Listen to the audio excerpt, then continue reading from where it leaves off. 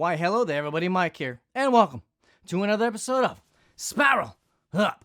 Now, one day, I was walking through a forest when I saw a man. He was out there sawing and sawing and sawing away on an absolutely massive tree. Wood chips were flying everywhere. One landed in my mouth, and this man is sawing through this absolutely massive tree in record time.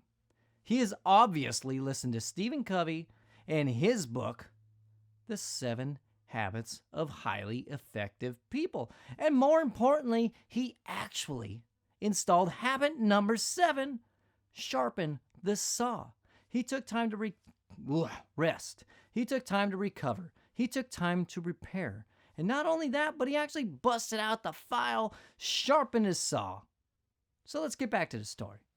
He's over there sawing away in record time, but all of a sudden, the saw gets stuck.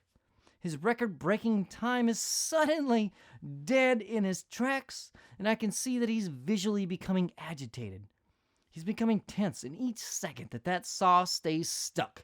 His anger and his agitation grows more and more intense until he just walks away. Saw stuck in a tree as he gets no glory, no victory, no nothing. And that brings us to the point of today's video.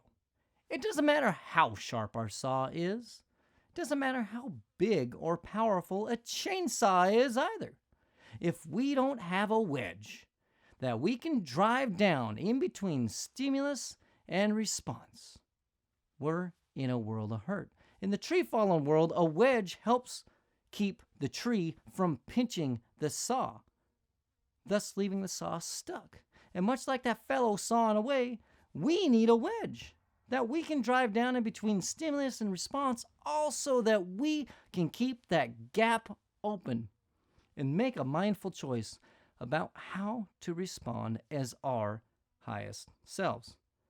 We need a wedge that we can drive down so that our well-cared-for honed blade isn't stuck in a tree, useless. Now, when I first heard about Scott Carney talk about the wedge and how he uses it to drive down in between stimulus and response, also that he can create that momentary gap that allows him to choose his response, I pictured the story that I told at the beginning of this video. And you know what? I really loved it. I loved the visual aspect of it and thought about you and how this might apply to you. Which leads me to ask you, do you have a wedge that you can actually drive down in between stimulus and response?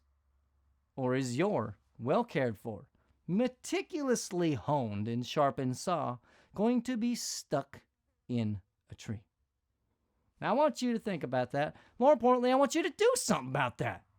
But whatever you do, feel better today. Well, getting better. For tomorrow, we're going to see you later, everybody. Bye-bye.